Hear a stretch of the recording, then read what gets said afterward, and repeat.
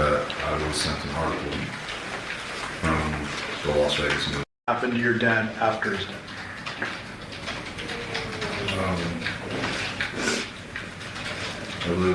I believe it was a day prior to the phone call that I was sent an article from the Las Vegas News explaining what had happened to my father and that she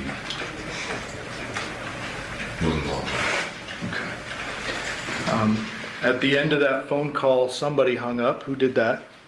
She did. When you were telling her, I'm leaving to California, I'll leave the dog, did you already plan when all this? Imagine everything you need to run a podcast on one platform. Meet Riverside. See, Riverside records directly to your device, so even with spotty internet, you and your guests are going to look and sound great.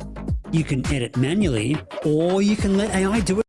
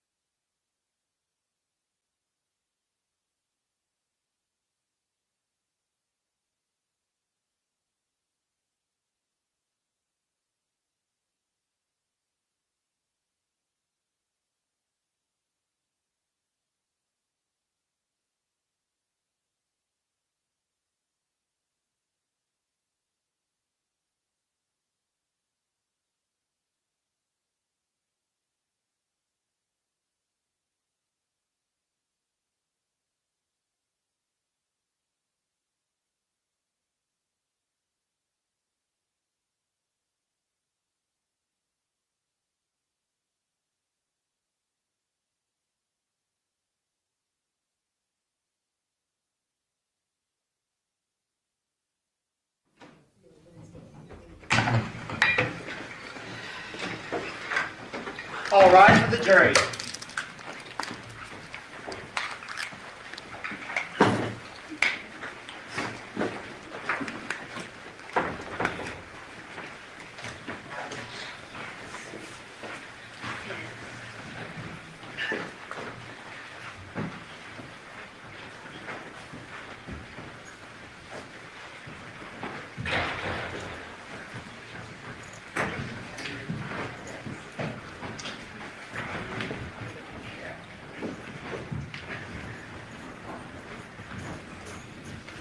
Please be seated. Your Honor, the jury's all present and accounted for. We are going to go back on, we're going to go back on the record and see 377239 Devyn versus Devyn Michaels. Good morning, everyone. I hope everyone enjoyed the weekend. We are going to resume the testimony of the detective. Devyn, I just have you set up the sworn again since the weekend has passed. Good morning. You solemnly swear or affirm that this testimony about this action shall be the truth, the whole truth, and nothing but the truth, so help you God. Could you please just take your name?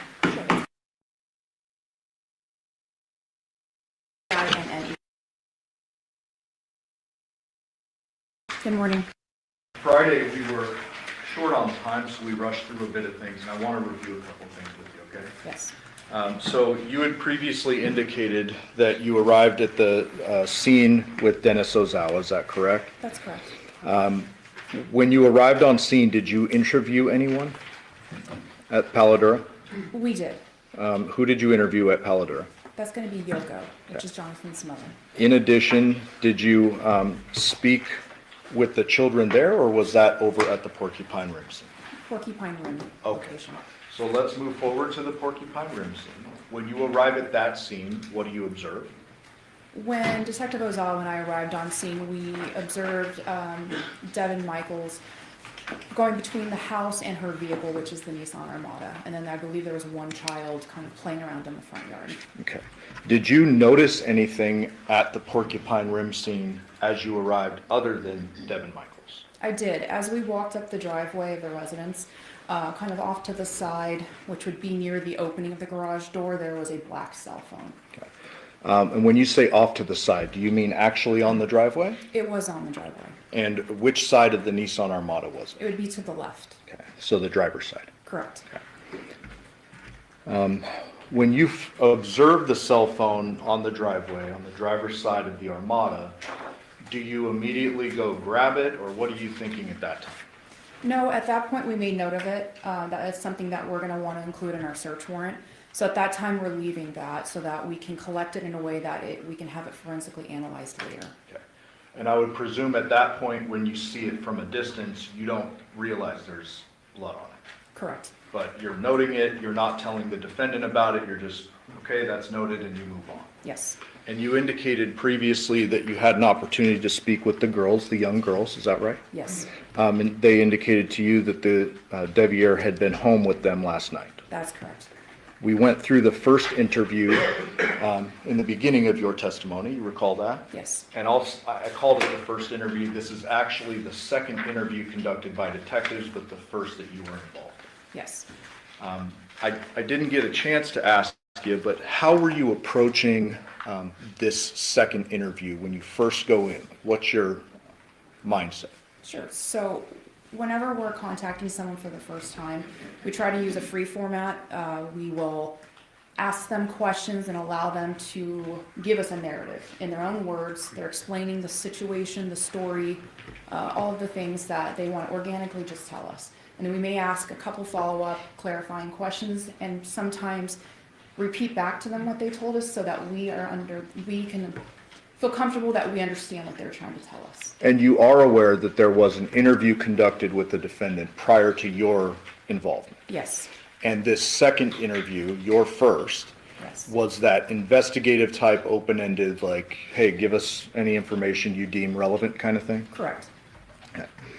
And just to briefly summarize, there was some discussion about, in that second interview, your first, the day before, shopping for school supplies, the defendant acknowledged she had been with the victim, and then she said he was alive and well in the garage when she left. Is that correct? Yes.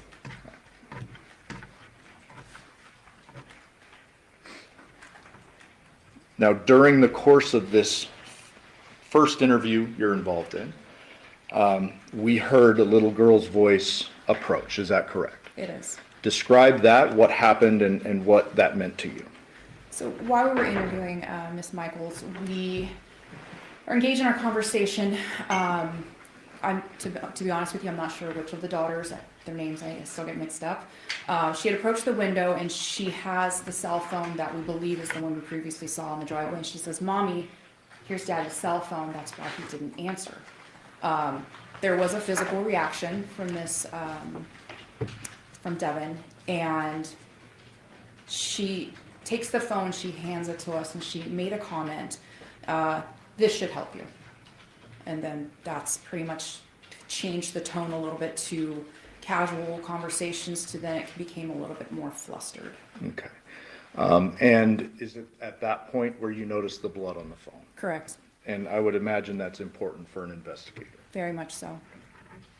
You, I believe, previously indicated that after that first interview, a search warrant is authored and conducted on the home and the vehicles outside the home at Porcupine Rim. Is that correct? Yes. During the course of that, we know the wallet with the current ID is found. It's tied in several bags in the defendant's underwear drawer, and it's kind of tucked away. Is that right? Yes. And then within that same bag is the truck keys. Yes. The social security card was found, but that was in her purse, not hidden away with the other stuff. Right. We were about halfway through that second interview when we had to break on Friday. And so just describe for us how you're approaching this second interview differently, knowing what you know about the blood on the phone and the items found in the home.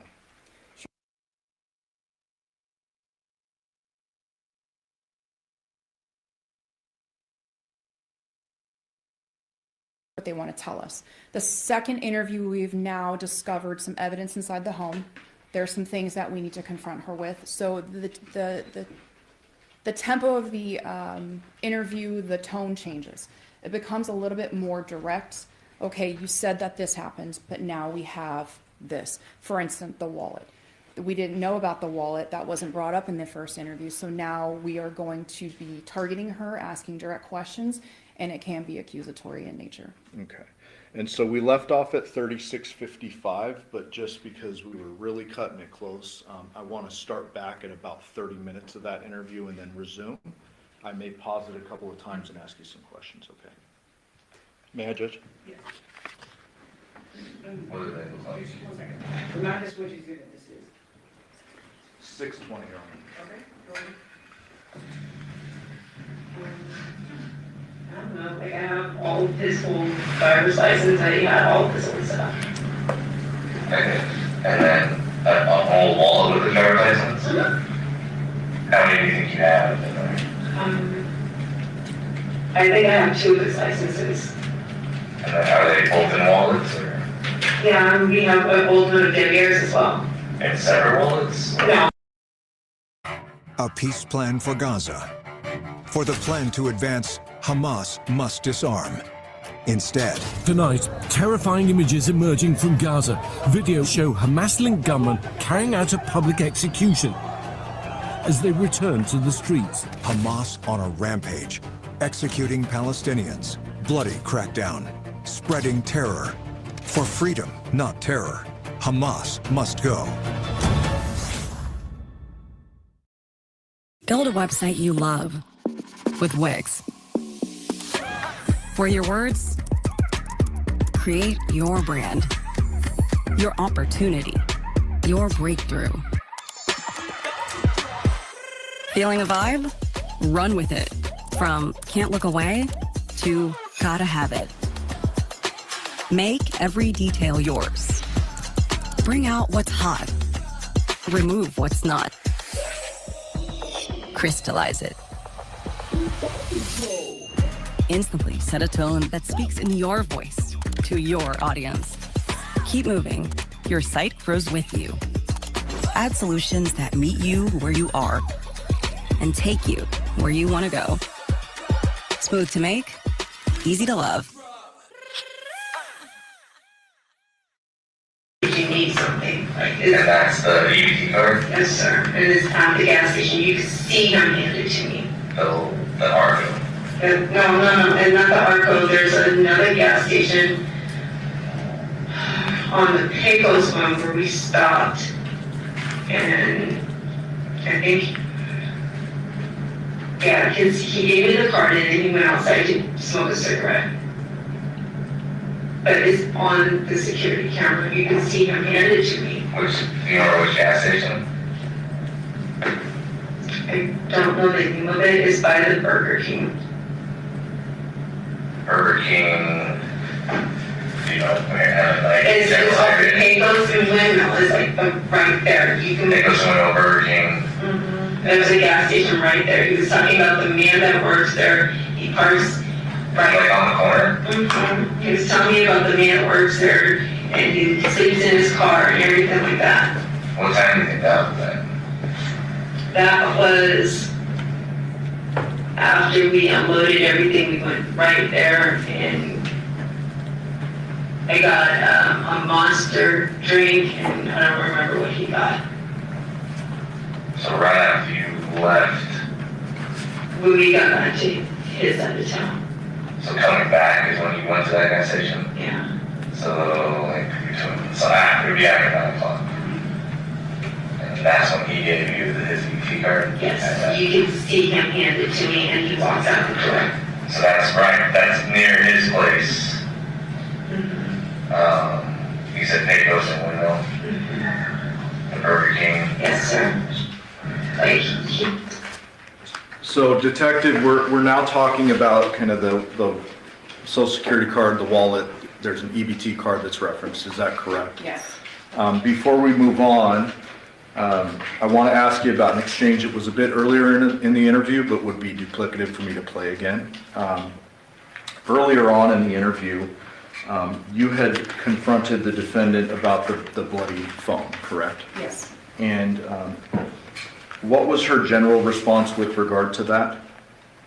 As far as the acknowledgement of the phone, Yes. she was surprised about the phone being at the residence. Okay. And it really threw her off when her daughter handed her the phone, and it changed the tone of Yeah. our interview. And she claimed she was surprised. You're not saying she actually Yes. was? No, Okay. she appeared to be very surprised. Okay. And you had asked, and I'm simplifying, you had asked something to the effect of, well, how does blood end up on the phone? Does he hurt himself or something like that? You remember Correct. that? Describe that exchange. So once we have the phone in our possession, we do note, and also her child noted that there was apparent blood on the phone. That's of great concern, and of course, we're going to address that at the time. Began asking Devyn some questions related to that. She mentioned that he had injured his hand, and I believe she specifically said he took a chunk, and he being Johnathan, out of his hand. Then went into great detail, which stood out to me because the entire interview, there hadn't been any detail on anything. It was very generalities. There wasn't a lot of, it was like, I don't remember. But in this case, she went into extreme great detail about the table, how it folded, where it was in the garage, how he had hurt himself. And to be fair to the defendant, I believe she said, John told me that he hurt himself. I didn't see it, but she knew it, or claimed she knew what he hurt himself on, and that it was a very large injury. Correct. And in addition to that, she did not see any blood or injuries on John's hands. And detective, you've reviewed the autopsy photos in this case. Yes, I have. Were there any bleeding injuries to the victim's body other than his decapitation? No. We're going to resume the interview now. he kept, It's, well, cause there's in 2 gas stations, there's a Chevron right there on the corner. I think it's like a Charles Hurst. Okay, so the Silver's there, and then across Candy Corner from that gas station is another gas station, I think it's a Shell or something. I'm not sure that other one, but But it was next to the Burger King. Okay. yeah, please check the security. You can see him, and you can see him telling me the code and everything.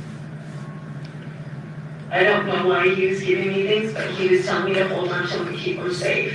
And that's what I was doing. That's the social security card for those driver's license. I've always had a driver's license. He's The always, problem I have with that is that the driver's license found in the house is a current, it's not. but he just gave it to me. I know, but he would need that for work. That's He why has I another one. He said that he gave you an old one, you had it in the drawer. Well, no, he's given me old ones before. I have multiple ones. So you can look around the house, there's more than one. Okay, and if this one's expired in 2025, that's gonna be his newest one. It's weird that you have this latest driver's license, and that it was tucked in a drawer. Yeah, I put it away to keep it safe. It should be wrapped in like a whole bunch of bags, right? Okay, but you understand that? I understand, but I also have social security. I understand, and that's why I'm like, it's just getting weirder and weirder. It's like I'm doing things that help and it's not helping me. I got it. Well, yeah, is that, just being able to explain some of the stuff, that's all we need is I'm explanation. trying to explain it, but the more I'm talking, the more it just sounds really stupid and Especially driver's license, that doesn't need to really be kept safe. But also security card or birth certificate, I completely understand. Especially if somebody is in transition in their life and are wanting to find a new place to live, one year to work. but I don't know what else was in it. It was just a lot of things. Okay. But it wasn't his wallet, he didn't hand his wallet over to you. No, it was like a lot of things. Like it was like a square thing he handed to me. And then a black what are those called? But not his wallet. You know what his wallet looks like, you saw him pull it out for Yeah. things. So he had his, So Detective, you're now confronting the defendant with regard to the wallet and all that was found in the plastic bags. Correct. Those were sealed when they were found, correct? They were. So let's step back a moment to the phone, because they kind of tie together. She is not telling you that the phone is part of this chunk of items that John allegedly gave her in this bag, correct? Correct. Okay. With regard to the victim's phone, did you ultimately learn that was in fact his blood and DNA, the victim's, on that phone? Yes, I did. Did you ultimately learn from other sources, not the defendant, but other sources, when John's phone was last at his home and when it left? Yes, so one of my partners had authored a search warrant for Google. We had also done some call data records as well, but the Google itself came in quite a bit later. So this is something that we found out after the crime, obviously, and after all the interviews had been settled. But we noted that the return showed that John's phone was at the home on Paladura, which is where he resides, from 10 o'clock till it began to travel or move at about 2:04 a.m.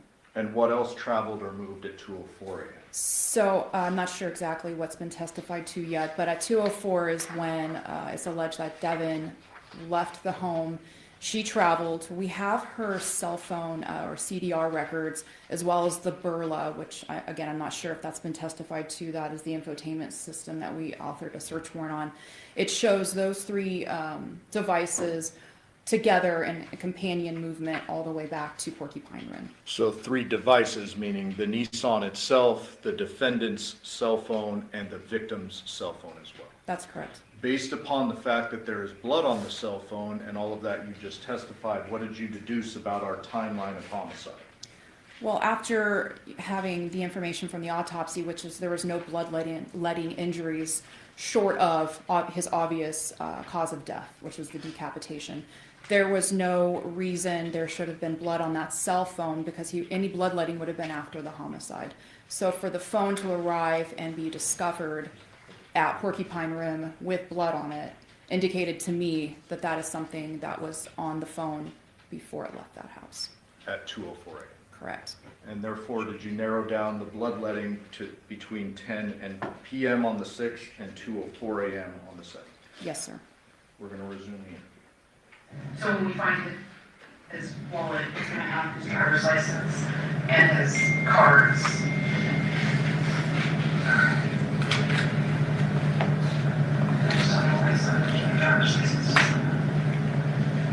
But not, he didn't give it. When John and I were together, I had everything. He had me hold on to it so he wouldn't spend money needlessly and things like that. Like he's like, hold on to this. And Yeah, but you guys don't have a relationship right now. we actually were. So you're closer than we thought. Yes. I went. Are you? He asked me to marry him yesterday. Okay. Does that make sense? Seems to know your relationship you mentioned was getting reconnected, but that's more romantic. Right, and you can ask the girls, and he told the girls we were gonna get back married, and they were gonna be the flower girls and stuff like that. He was trying to get back together.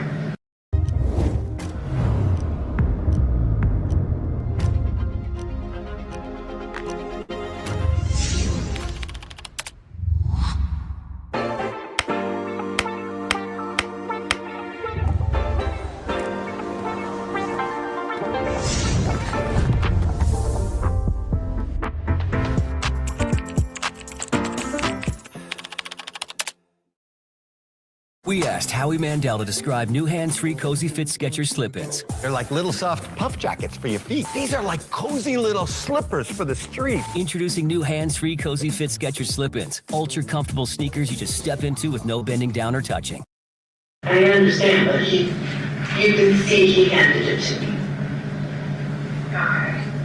You're not understanding that you can't do that. So No, I know I can't use them. I don't believe he can use it because it's Andreas and not his. Right. Is Andrea mad that you have the EBT card and she didn't? Because she's gotta know, that's her money. No, he said that she gave it to him because she can't use it in the state that she's in. So he was just using it to fill his away for money. That's what he said. He said, but at any moment she can cancel it. Yeah, but she wasn't.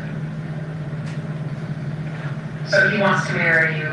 He's telling the girls to be flower girls, yet you're still wearing a ring, and so is Dev. This ring I bought on my own from Macy's. Has nothing. No, this wasn't a simple You just told ring. me that it was a symbol. I said You have a best friend connection with Dev. we do have a You wear your connection. wedding ring too, and that's something that is a respectful thing, part of your marriage.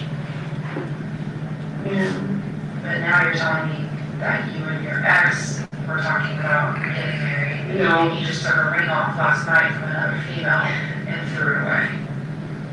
But yet You're taking what I'm saying. I'm not, it's fact, it's what you said. No, I understand, that's what I said, but that's not exactly the situation. You're taking it and, Okay, so let me, here's what you told us so far. Your ex needs a place to stay. Yes, Because ma'am. he's trying to get out of his mother's house. Yes, ma'am. You were kind enough to allow him to move into the house with you, your current husband, which is your best friend, and your two girls, which the girls just moved back into May. yes, ma'am. Okay, so you guys are trying to make it a family. You were saying that he was supposed to like slowly move in, that things were progressing slowly. Now you're telling me that he's wanting to marry you. He mentioned that yesterday. He even talked to the kids about it, and that your relationship has now progressed past just slowly kind of No, ma'am, you're misunderstanding. He has mentioned getting married in front of the girls. Our relationship is not rekindling on a physical level or romantic level, but we are trying to reconnect and have a family for the girls. Yes, he has said we should get married, and he's saying it more, for my opinion, on a joking thing, but he has said that in front of the girls. That was not said yesterday. Okay? When was that said in front of the girls? I would say over a month ago. Okay, and what did you say in return in front of the girls? I didn't say anything, I just looked at him and rolled my eyes. So are the girls, when I talk to them, going to say that they don't think you guys are getting married? Oh yeah, they'll tell you that. That you guys are not getting back together? No, because at one point I was telling him I didn't think it would be a good idea for him to be here, and it would be too hectic. So they will definitely tell you I was not trying to marry him. Did you say anything to Deb about it?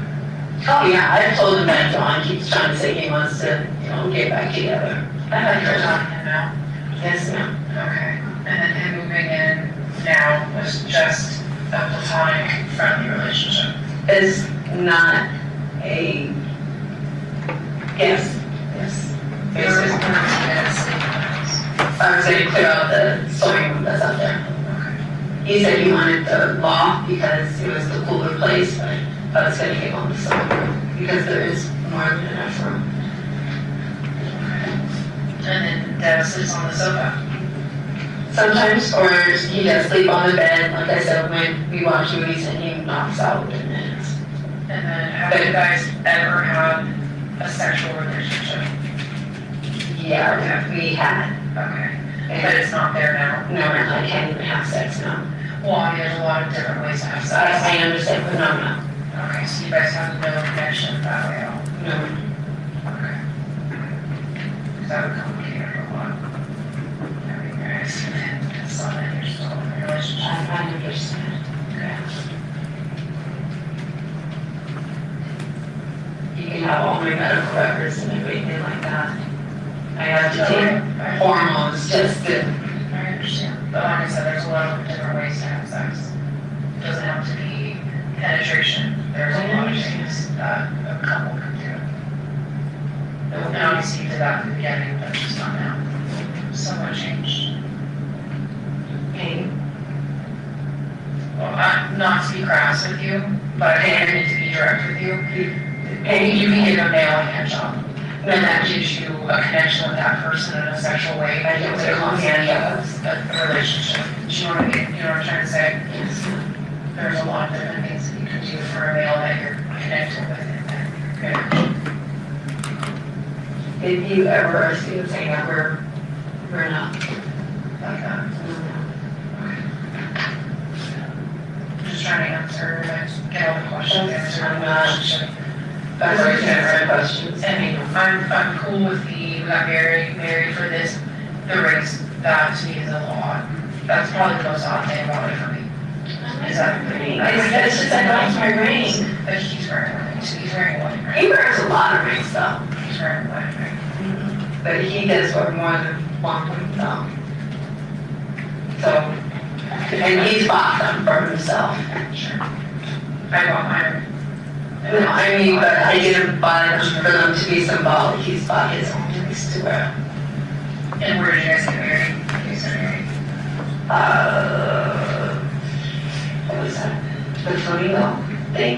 So you guys had a ceremony with the yeah, it was free. I got a coupon thing, and that was cheaper. And you did it out at a chapel and yeah, and there was the one witness, and that was it.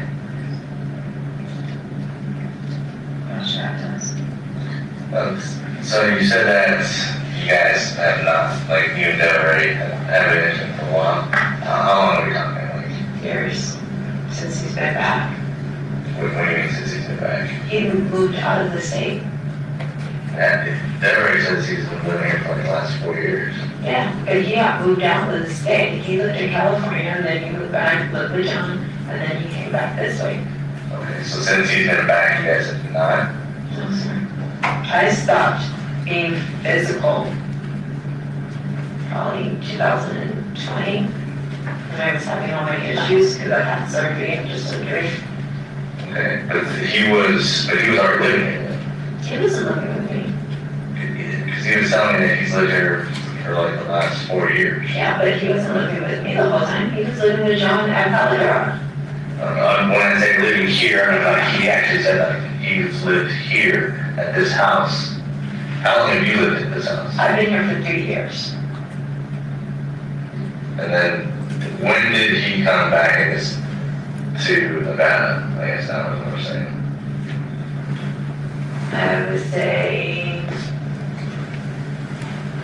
I've been here for 3 years, so at least 2 years ago. And then prior to living here for 3 years, where were you staying before that? Decatur and Horse.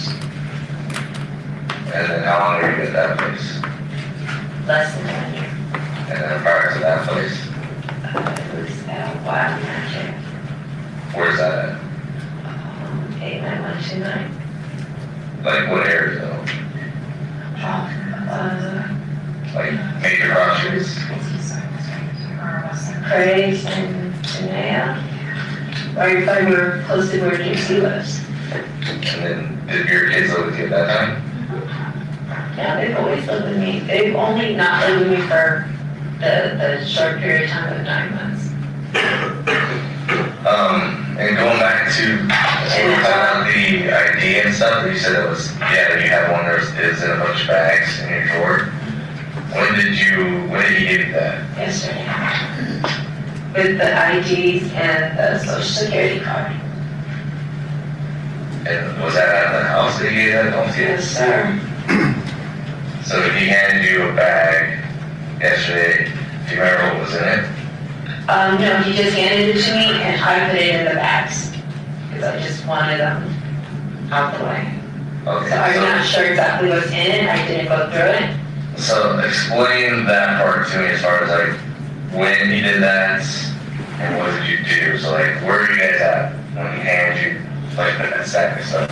In his room area, and he handed me the little square thing. He says, hold on to this, and he handed me the other thing because this is my social. He says, just keep it safe. And that's all I was gonna do. So I wrapped it up, and I was gonna put the social in the security box, and I just didn't have a chance to do it. What else? Did he give you anything else? He gave me his guns. Anything else? Like there's a set of keys in that bag too. The keys are from Andrea's stuff. The set of keys that are in that bag. Like the bag. Yeah, the keys are my keys. Where do those go to? My car. So you have Detective, we're going to pause real briefly. Throughout the course of the investigation, did you learn that no spare set of Chevy keys for John's truck were ever discovered? Yes. In fact, after the defendant was arrested for the homicide, was there some communication with Yoko about returning the keys? Yes. And why was that? There were no set of keys for John's truck found in the home or anywhere else after searching all the residences other than the keys that were in the bag. And so you had to return those keys to her so she could do whatever she was going to do financially with the truck. Correct. bag that you put, plastic bag that you wrapped his ID in that he gave you, had a set of your keys in there? I'm still lost. I just wanted to Leave basic behind with Floor & Decor's new HydroShield Plus styles. Our waterproof laminate. put the ID in it. Did he hand you anything else?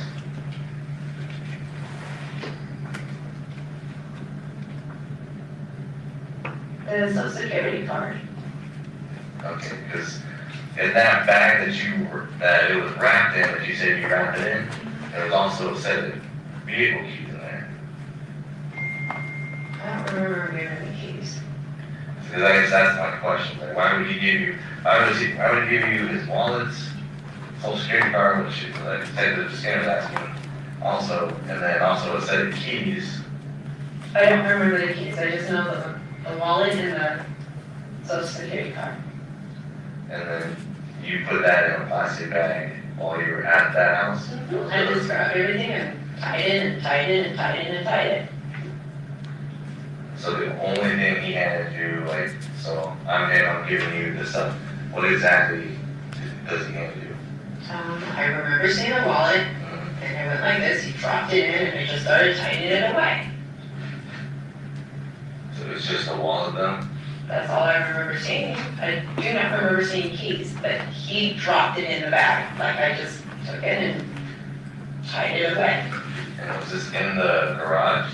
No, sir, it was in his room. Inside the room, in the house? Yes, sir. And was that before you guys went into the garage? That was before we left. And then he also said, make sure the guns are safe. And we didn't take the ammo. So I carried on. Detective, was this timeline that the defendant gave you notable? It was. And why is that? Specifically, the keys being in the bag and the wallet. When they leave the Paladura residence, she'll indicate that they were in his truck and then drove back to his house, or back to her house on Porcupine Rim. However, the keys have been tied up in that bag because she indicates in her statement, I tied them, and that's exactly how we found them in the drawer. And so we know based on not only the defendant's statements, but witnesses and technological evidence that it wasn't the Nissan Verla that they made the last trip to Porcupine Rim in and then returned to Paladura. It was the victim's truck. That's correct. And so she's saying the keys or whatever he put into the plastic bag that she tied up over and over and over were given before that last trip to Porcupine Rim. Yes. One of the guns, and he carried out like a bow and a crossbow looking thing, and another gun. Okay, so that was before you left there, between 9 and 10? No, that was like at 8 and 9. 8 and 9. And we came this way. And then what did you do with that belt and stuff? When I got here, I put it in the drawer, like, just to keep it out of the way. Then you guys drive back. Yes, sir. Okay. Did he have keys to his truck? Yes, sir, we drove his truck. Do you remember where he put his keys to the truck? So we can't find his keys to the truck at his house. They were on the table. Which table? The table that had like all this looking stuff and like the grinder and everything like that. All of that was sitting right there. And his keys to the truck? Yeah. The only keys I picked up were the ones that had the little thing on it that said Andrea, because Yoko said bring them to her and put them in the little thing. That's the only thing I picked up.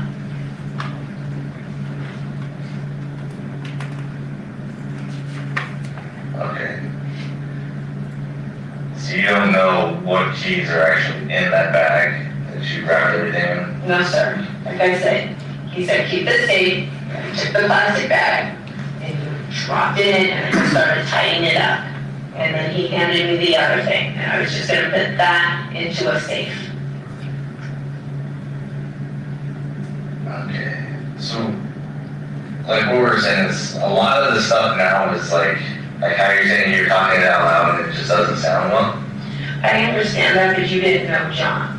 You didn't understand his mannerisms. I know, but when we talked to you earlier, like these are the things when we were saying, like, hey, be as sure this is possible. Like, what were you guys doing? Like, you know, say you're packing, doing this, but like specifics, like stuff that's important. All that would have been really important for us to know. I do apologize, but that's not things that were like kind of going through my head at the time. To remember is like, when you say this, it's like, okay, I remember this now. And you say something else, then I can recall more information. I'm trying to remember as much as I possibly can for you. Okay, because like I said, how it doesn't look well, I agree with you now because you have his social security card, you have his wallet and his ID. There's possibly a set of keys that looks like might be his truck keys in that bag. Okay. So. But I'm sure he's got I got more than one key for my car. Not key chains on it. Spare keys that have key chains on it. Like it's not just like a key with a key fob. It's like, it looks like his personal set of keys. Like I said, he put it in the bag. I just tied it up.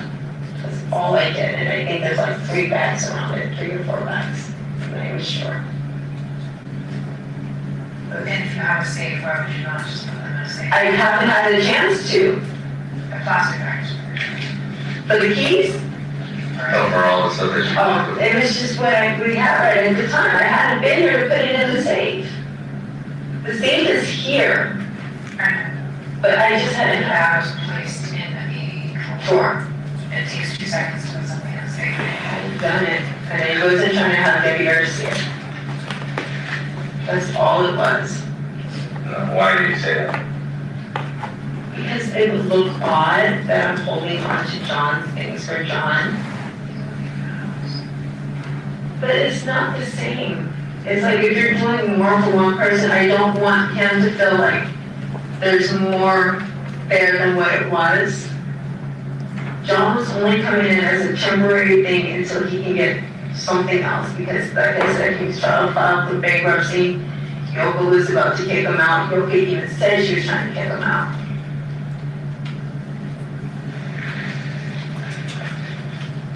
Okay. So you, how can you tell us about the bankruptcy before?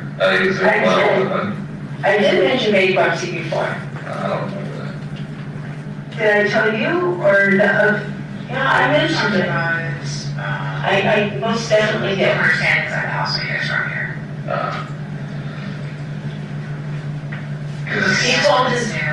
He told his mom he was gonna file for bankruptcy. Yeah, gambling. How long does he have an issue with gambling? Where does he usually play? Well, when we lived together, he would go to the Santa Fe. That's like say or something. That's when we lived together. I don't know what his spot would be now.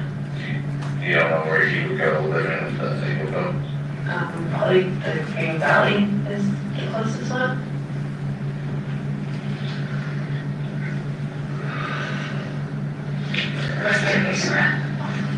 He said he was. He claimed he was going to try to do 1100. He claimed he was going to be able to do that. Is that a text message or conversations you guys had on the phone? I don't know. You might be able to find a text message on it.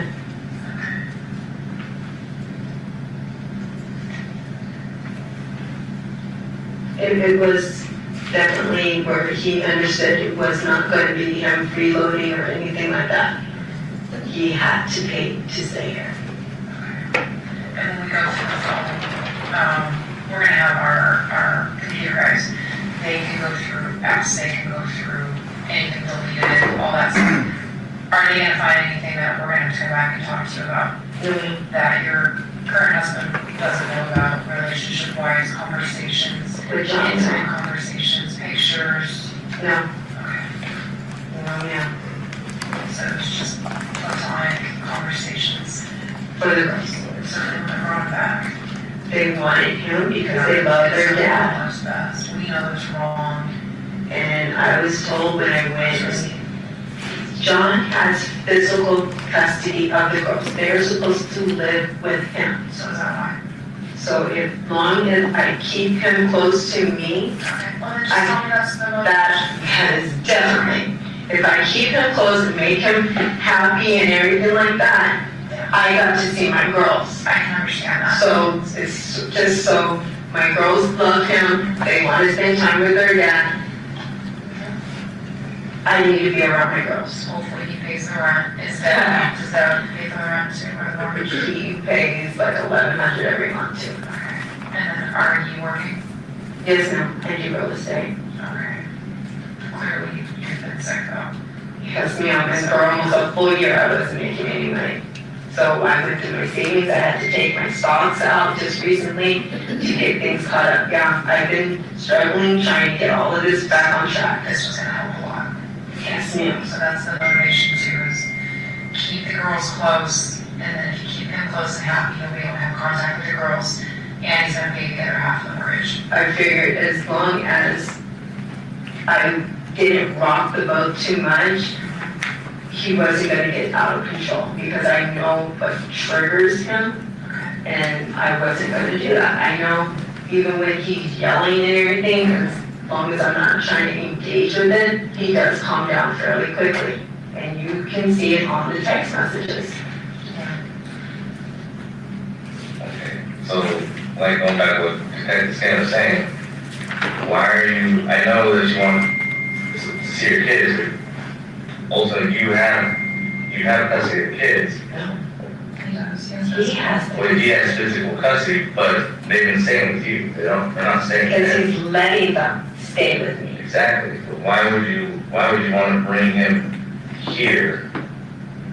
Because if you look at the text messages, when he gets mad, it's bring me the girls back. I want the girls back. So he's threatening you about that stuff. So he's threatening you about the kids. Okay, so Again, if I keep them happy and keep everything cool, the girls can stay with me, and they were supposed to be with me for the summer, but you'll see, oh, I miss the girls, I haven't seen the girls, so it's okay. I would drive to Anderson multiple times just so he could see the girls, and then we would drive back. do you have any other phones? No, sir. We got a house phone, a landline. Yeah. Her purse was inside the house.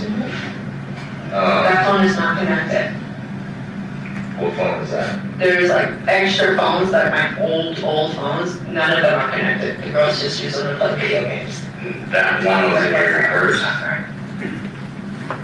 Are you saying one that one's in your purse? Yeah, there's one in my purse. Tamia was playing music on one of them earlier today. They're just old phones. So right now, like you're saying, things just aren't adding up. Okay, I'm not saying that you actually did something to Johnathan, but I know Alright, I feel like right now you're not telling us everything. I feel like you know something, and that, like, either how it happened or who something and somebody involved with this. I feel like you're not giving us that information. So, we've done this for a while. Okay, we've been detectives for a while. Okay, and just given everything that you told us, and just kind of how everything happened, just kind of sporadic. All right. I really don't want to beat around the bush at this point now, because before I was giving you the benefit of the doubt with everything, okay? But like I said, things just aren't adding up. So, I have decided that if I just be nice to him, I can get my girls. Because the court, when we went for custody, he didn't even show up. And the judge had us wait an extra hour to see if he was going to show up, just to give him the benefit of the doubt. And they still granted him physical custody. They denied his motion for sole custody, but they still granted him the physical custody of the girls. I have tried to do everything through the system. So right now, all I'm trying to do is make sure I just be nice and get my girls, because that, at the end of the day, was my goal. Just how my girls. Can I ask you a question about your custody? Just my prior experience is in the special victim unit, so I'm very familiar with family courts, very familiar with CPS cases and how powerful they are, one way or another. It's very, very unusual for a father to get primary physical custody. So, she told me that day, and you can talk to the victim, that my girls were going to be home that day. I told her I'll do the custody class, not custody classes, the counseling, which I'm still doing, and you can talk to her. I did the parenting classes. So they took their kids away? Yes, ma'am.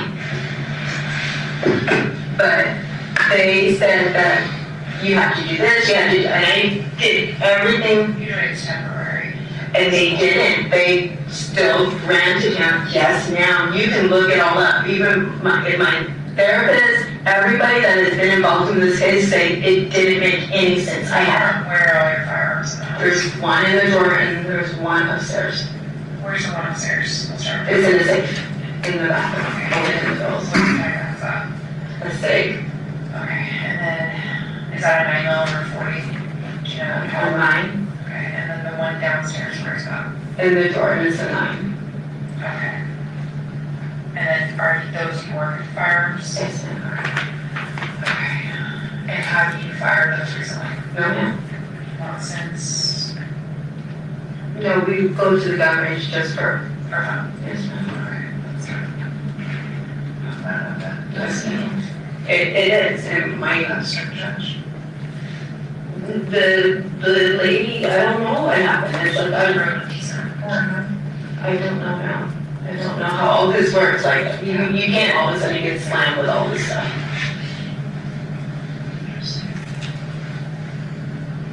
So I know it looks weird, but I am just playing nice to keep my girls. So I'm just trying to not create waves. So John says, I need you to do something, I do it. As simple as that. I'm not trying to look stupid in front of you guys, but... Does he hold that over your head? Yes. Like, does he threaten you? Yes. With the kids? Yeah. Like, what kind of stuff does he say? Is if I'm not, hey, I need you to do this, if I'm not, it's never been like a sexual thing. I mean, he's hinted at it, but it's always, if you're not, anything, I need this help, I need this help. I used to give him gas money every time I went down there. I used to have to buy his beers and his cigarettes because the EBT doesn't cover it. And the girls would even tell you, I was always buying them something.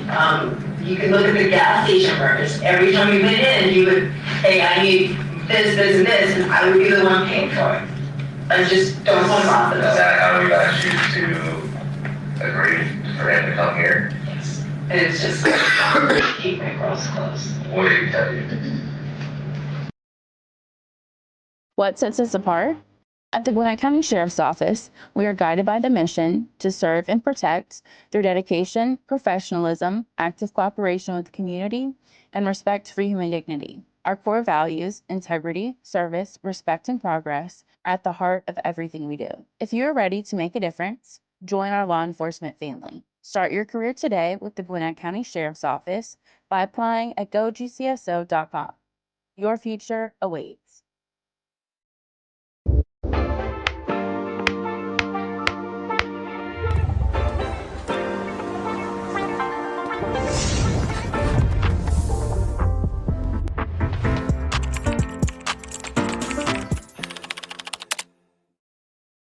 Very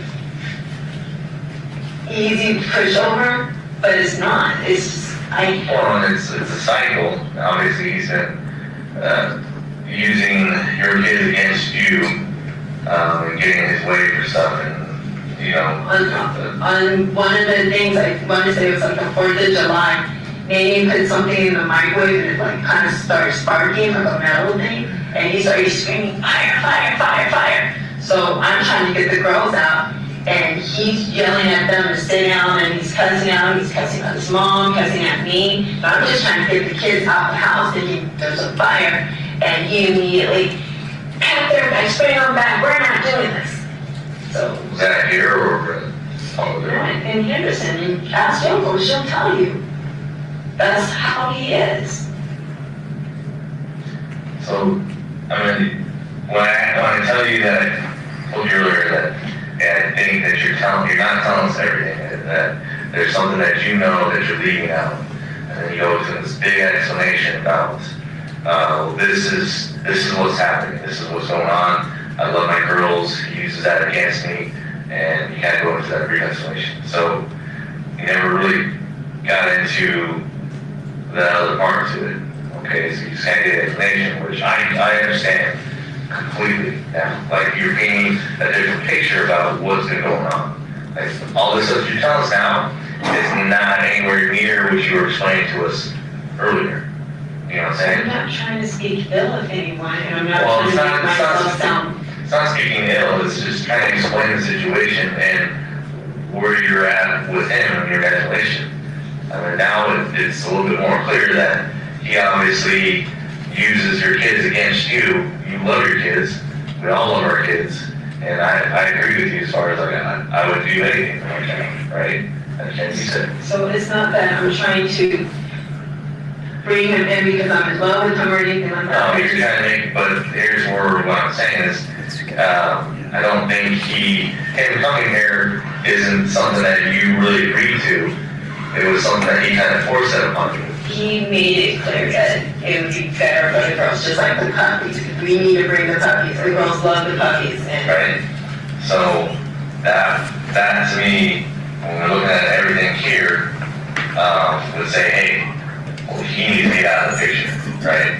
So that's why I'm asking.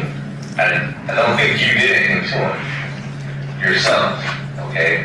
But I do believe that you know what happened to him. Detective, during the course of interviews, when you're speaking with a potential suspect or person of interest or however you want to say it, are there times in which you will change the tone and kind of minimize someone's involvement? Absolutely. So just so everyone understands, when you or Ozawa are saying, I don't believe you did it, that's part of your interviewing technique, correct? Correct. You're not saying that's what you actually. No, it's a way of keeping the dialogue going, of showing some sort of like sympathizing, comments. If you're giving that to them, they're feeling like they're heard and they're believed, and they will continue to speak with us. Okay. Is who did something. So that's what. Hold on. So this is the time right now that would be a good time for you to kind of explain what you know about what happened. Because as we go on further, and when we leave here, and you say, I have no idea, there's no clue, I don't know anything about what happened, and then we find out later, that obviously looks worse on you, correct? I understand. Okay, so like I was saying before, now is the time that it would be incumbent upon you to say, hey, okay, this is what I know. Okay, like I said, I don't believe you actually did anything to him, but I do believe that you know what happened to him. Okay? John was like this with everybody, so I don't know if he got into anything with anyone else, but for me, this is how he was. For Yoko, this is how he was. I'm pretty sure he was like that with Andrea. I don't know if he could be with any other person where he's like doing this. You would have to look at his phone. But you can look on my messages. It was always a back and forth like this almost every single day. I would get a message and it would be a very aggressive, I hate this, you're not doing this. And by the time the date was halfway through, it would be I'm sorry and everything like that. This was almost daily. Like I said, I get that. Like I understand what you're explaining as far as how he is. Okay. What's the combo you're saying? Is on there, see that? 1978. Thank you. Sorry to interrupt. So, but like I said, I understand how you're explaining him and how he is. Okay. But like I said, I still feel like you know more than what you're telling us. So just to wrap up a little bit, obviously we grabbed the phone that was on the driveway. We'll process that. Thank you for the iPad. That's what iPad. The girls got that. They said that's what, so I didn't know anything about that. Okay, we got that. Is there any reason why John's blood or anything DNA related will be in your vehicle? Because that got to the back to our station, our CSA, they're gonna thoroughly look for everything in that vehicle. I couldn't tell you. If he was bleeding from when he was doing the thing, he helped load up the truck. So if he was bleeding, it might be Or your Armada. my Armada. Okay. Like, he was putting the things in the car, like anything that Sure, he had. there's gonna be obvious areas where blood doesn't belong even if you're loading.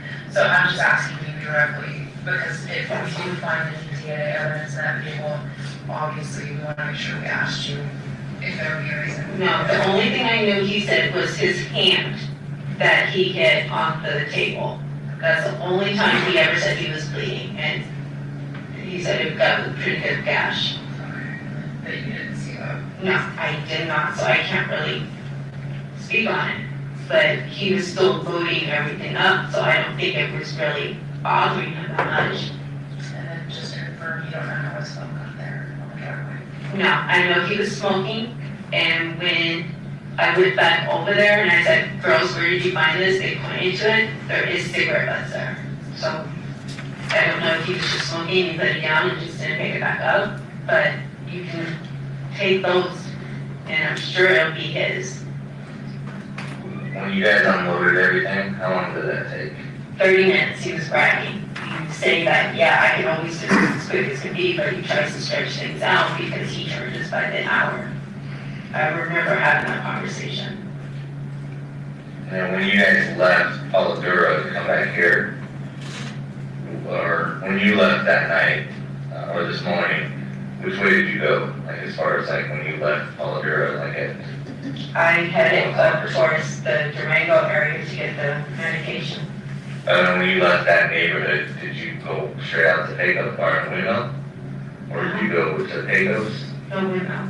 You went out the one exit to get out the window right there, right by the school? Yeah. And then normally do you guys come this way when you're coming to your house? It just depends, like if the 15 is coming back up, I will take like the 215 and go around, or the Decatur. It really just depends on the time of day when we go in different directions. Okay. Okay. Okay. Alright, well, we appreciate it. Hopefully, that you're telling us everything is the truth. So, I will give you a call, or, like I said, we'll have your phone. We're gonna get that downloaded, the search on that too. Okay. And then I'll call Deviere tomorrow. Deviere. I'll call Dev tomorrow, and then try to figure out the time, but he has to work with something. Yeah. Sorry, that's right. I know, sorry. A good phone number to reach you for returning your phone? No, you have my phone. Yeah, so you said you have a landline, is that something? I do not know it. It's, Should we call Dev's phone then? yeah. On the phone already? But you just told me to pick it up around 11. Well, No, you just have the address, so I don't even have the address anymore. Oh yeah, no, you're right. Because you wrote it on the paper and then you had to get back to it. Let me give that to you, and then if you want to just come by tomorrow. Yeah.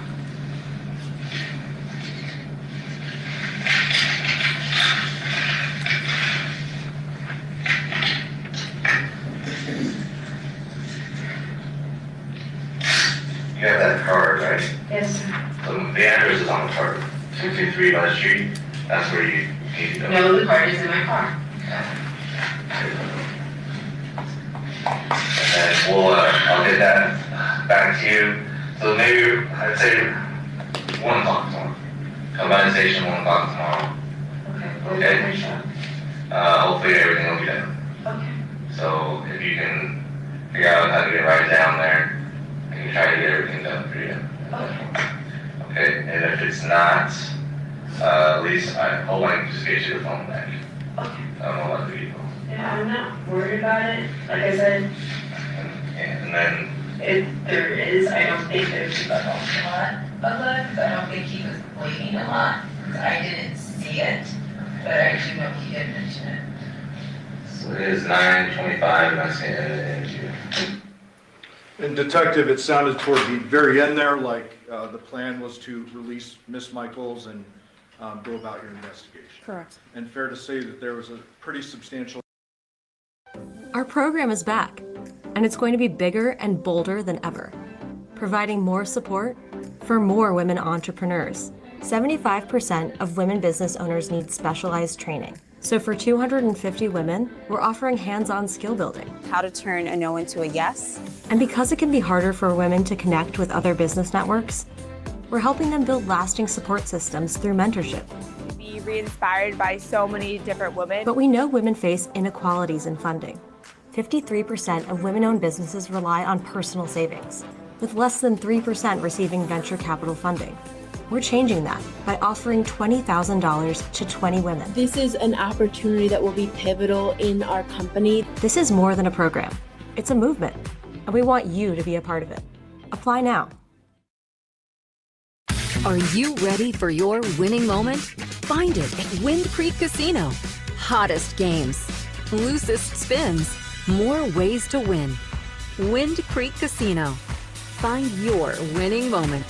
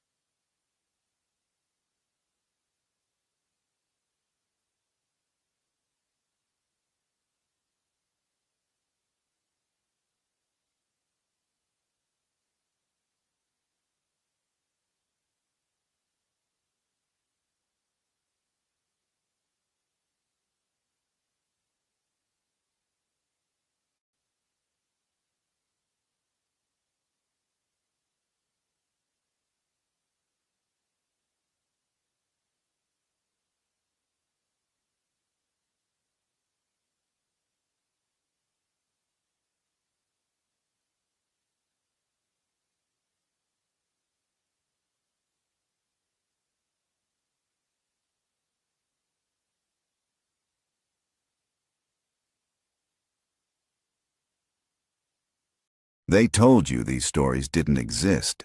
We're here to prove they do. Real footage, real crimes.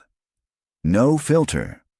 For more true crime from the South, be sure to like and subscribe to our channel at Southern Sin. You can also support more episodes by becoming a member of the Southern Sin channel, where you'll get early, exclusive access to crimes that mainstream media won't show you. Tune in for all new episodes every True Crime Tuesday at 9 p.m.